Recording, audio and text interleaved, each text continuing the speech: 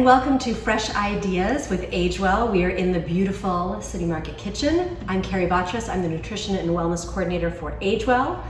And I'm Brigitte Harton. I'm a dietitian with Age Well. Welcome.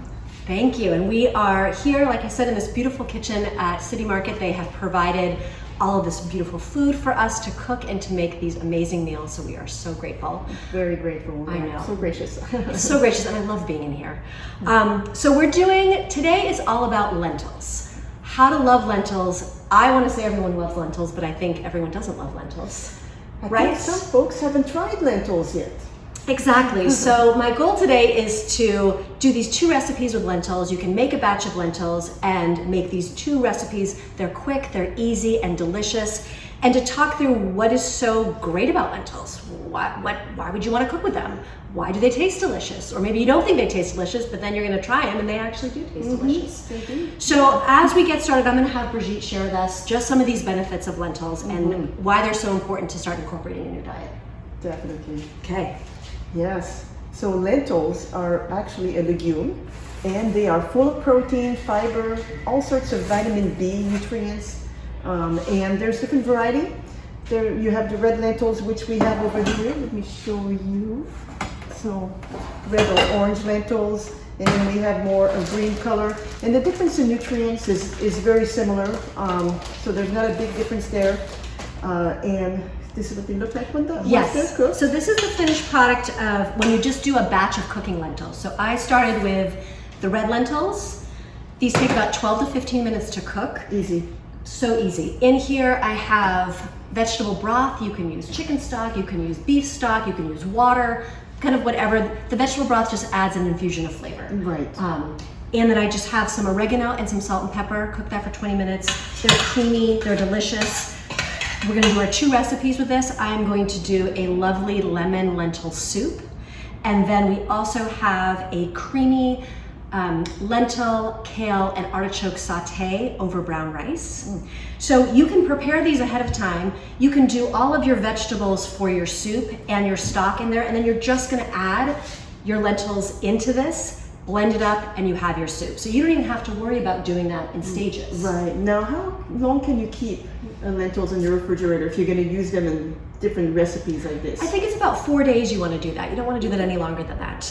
It's kind of like what you would do for leftovers. Exactly. Yeah. Exactly. Yeah. So what I'm going to do, I have in this stock pot, which I've already cooked. In here I have onions, I have carrots, I have garlic.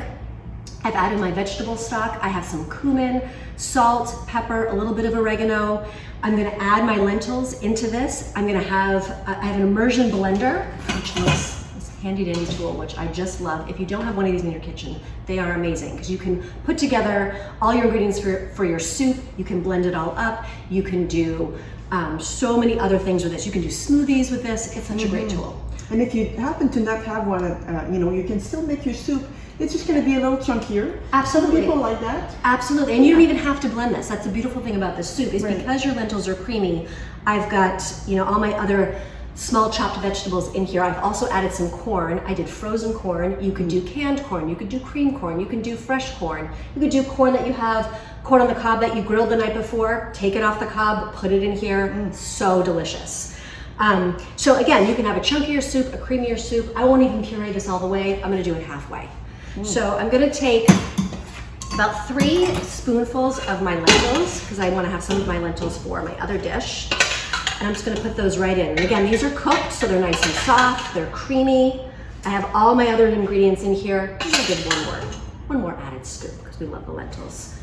Brigitte, talk to me about what's the protein content of lentils? Yeah, lentils are, that's a good question. In grams, I can tell you exactly. Yes. I happen to have one here. But yeah, lentils are, just like other beans, are very rich in protein. So this, in 1/4 cup dry, which makes a full portion once cooked, is actually 8 grams of protein. So very nice. And the other thing that I think I mentioned earlier, but I will mention again, is that fiber, lentils and beans in general are full of fiber as well. So you're getting 2 benefits there: the protein, the nutrients, and the fiber. Actually, more than 2, but so they are super delicious and nutritious.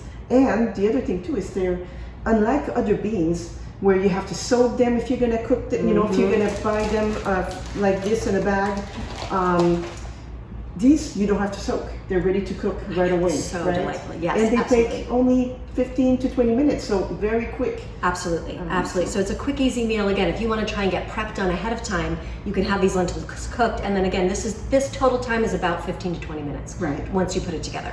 And if you don't want to do that, you can also buy them canned. They also have them Yes, canned. absolutely. Yes, Yeah. so very easy to do. All right, I'm going to start to do my blending. And again, you just want to mix it enough to get it together into like a nice creamy blend. But if you want to still have some chunks in there, keep it.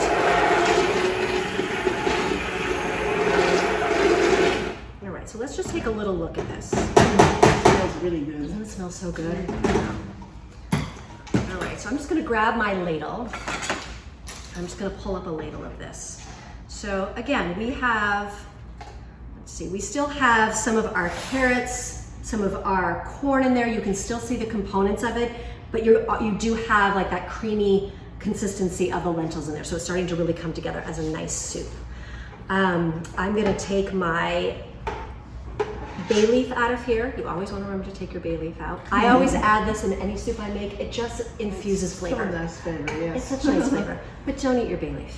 So we're just gonna put that off to the side. I'm gonna finish this with some lemon zest and some lemon juice to give it that nice, lovely, lemony lentil flavor. It just brings all the flavors out, doesn't it? It does, I know. And it just, there's nothing like zesting a lemon and just getting that punch of freshness of that lemon scent. I Your love kitchen it. smells good for hours. I know, exactly. Okay, and then again, you don't have to stick to these vegetables that I have in here. If you have other things you want to put in, if you want to put in peppers, you can put in peppers. If you want to put in kale, spinach, any of those things, you can add that. It's really up to you as far as flavor goes of what you want to add. But I encourage you, again, the more veggies that you can get into this, the better the nutritional content of it. And like you've hit your 5 a day, right? You get all your 5 a day right in this bowl of soup. So I'm just gonna give this a nice little swirl. I've already added some salt and pepper to this when I cooked my lentils and when I had my veggies in here. So I'm gonna taste this before I add any more salt and pepper. Again, that's such a huge piece, is you wanna make sure to always be tasting your food as you're cooking, rather than just dumping the salt in at the end or just going necessarily by the recipe, because a lot of times it may be too much salt for you. You may have restrictions on salt in your diet, so you wanna be mindful of that and taste as you go. Exactly. So, with that, I need my little tip, sorry. And one thing you can do as well is if you are on a salt-restricted diet, you can buy these drops that tend to be higher in salt, but you can buy them in a lower salt version. So Yes, keep that absolutely. in mind as well. All right, so I'm just gonna do a little taste of this before I do anything else. Oh my gosh, it's so yummy.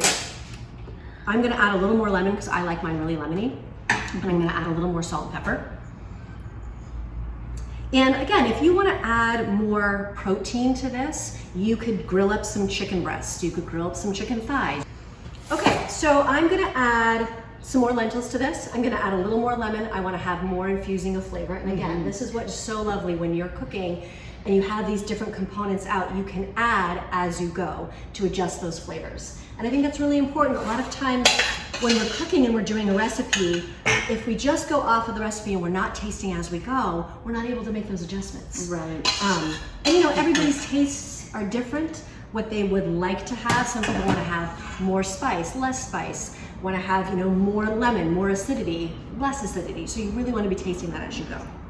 So I'm just going to give this a nice little swirl. I'm actually not going to blend this anymore because I do like having those flecks of carrot and corn in there. I like the color of it. So I'm just gonna give this a little swirl. I'm gonna add a little more of my lemon zest. This was the zest of 2 lemons that I'm gonna split between my 2 recipes. So kind of a pinch more of that. I'm gonna give a little bit more drizzle of my lemon juice. And I think we're good. So I'm gonna ladle this out so you can see this in the bowl. I mean, this just, to me, this is just a bright, warm, nourishing soup. And you can do this soup all throughout the seasons, right? This is a great hearty soup in the winter. You could add more root vegetables if you wanted to, some turnips, some rutabaga. This is a great summer one. I mean, you could throw in some asparagus stalks if you really wanted to. Chop that up, have those grilled. This is a great soup for empty the fridge days. Yes, So I love cute. those days. Yeah, when you have leftovers of different types of veggies, this is the best place to use them up. And same thing with the protein. If you have leftover chicken or something like that, Absolutely. chop it up and put it in. Yeah, I mean, you could also add white beans to this, kidney beans to this. I mean, you can really bump this up and make this as full, chock full of things as you want, or as simple and flavorful as just having the lentils and the lemon. You know, you can keep it simple, you can add more. It's so versatile. Yeah, add a slice of whole wheat bread and you've got a complete meal. I love it, absolutely. I like to finish things off with some fresh herbs. I have a ton of parsley here. And again, this is, if you've got this stuff growing in your window gardens, out in your gardens, add it to it. If you have cilantro, if you have mint, throw it on top. So this is it. This is your lovely lemon lentil soup full of lemony lentil goodness, and enjoy. Thank you. Hi, welcome back. We are on to our second dish of loving lentils. And this one, I think personally has so much flavor, and I love, because we're combining kale and artichokes that are sauteed with garlic, a little bit of lemon, right? That's delicious. Then we have our creamy lentils, and we're gonna put that over brown basmati rice. So nutritionally, this is like super power punch of flavor and nutrition. Yeah, you have a complete meal. You have your vegetables, you have your protein source, and you have your grain.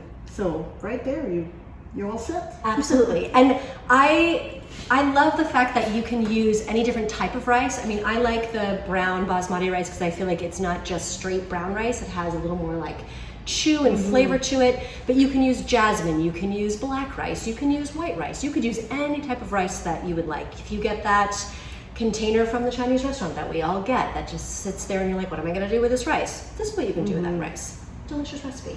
So I like that you use brown rice though, because it is a whole grain. So of course I have to insert that in there. Because, Exactly. You know, We want to honor the more nutrition whole grains piece. is always better. More fiber, more nutrition. So Yeah, and like the goal is to take these really delicious, nutritious foods, right, that you may be skeptical about and think, brown rice is so bland, doesn't have a lot of flavor, and add these great components to give it that flavor.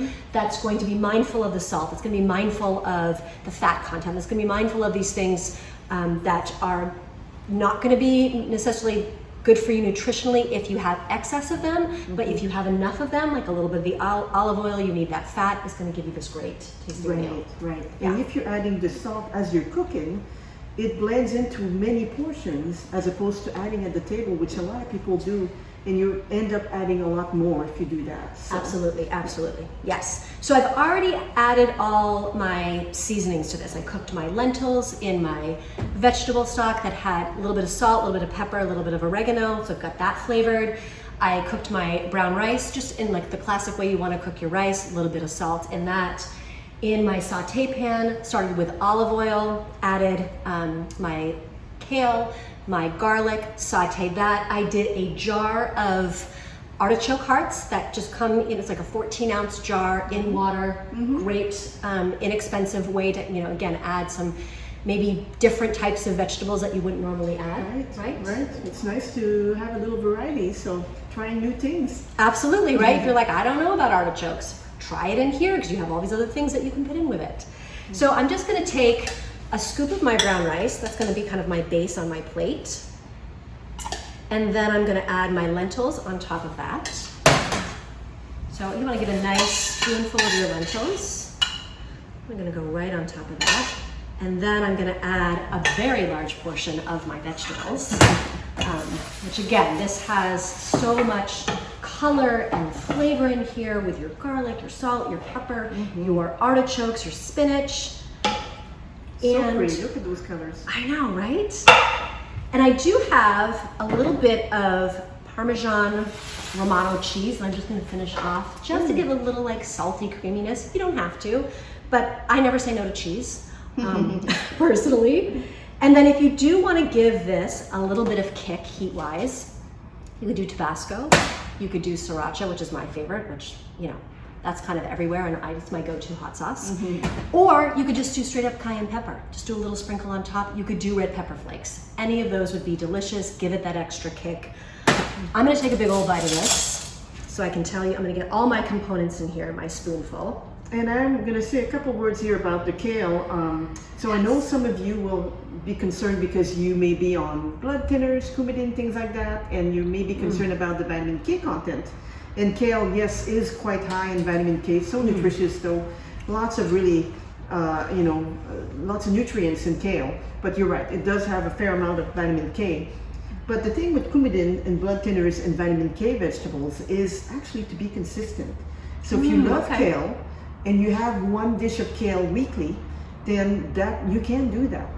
The problem with when you're taking blood thinners, those folks that are not consistent with their amount of vitamin K, and they eat, let's say, spinach Monday, and then kale on Wednesday, and then the next week you don't eat any of those.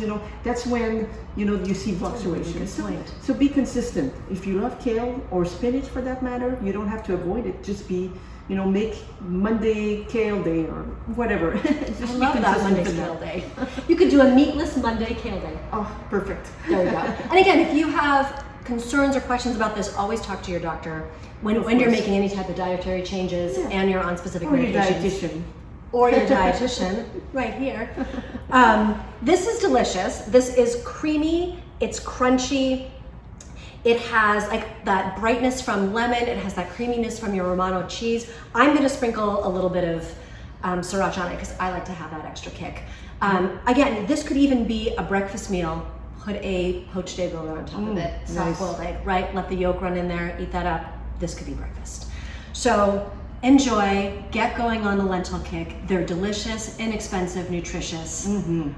We love lentils. We do. Thank you so much. Thank you.